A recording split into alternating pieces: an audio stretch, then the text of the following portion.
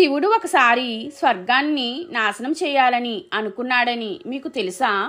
శివపార్వతుల కళ్యాణ సమయంలో దేవతలను తీసుకురమ్మని నందిని పంపగా తారకాసురుడు అనే రాక్షసుడు దేవతలను సంహరించడానికి రాగా ఎంతో పరాక్రమంగా నంది వారితో యుద్ధం చేస్తుండగా తారకాసురుడు దేవతలపై అత్యంత శక్తివంతమైన అస్త్రాన్ని ప్రయోగిస్తాడు. ఆ అస్త్రానికి ఎదురు నిలబడి నంది ప్రాణాలు కోల్పోయాడు. నంది చివరి శ్వాస విడుస్తూ మహాశివ అని బిగ్గరగా అరుస్తాడు.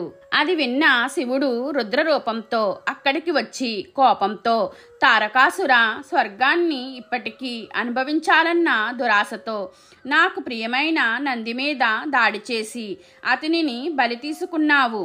నేను ఈ స్వర్గలోకాన్ని నాశనం చేస్తాను అని రుద్రరూపంతో త్రిశూలాన్ని వెయ్యబోయాడు.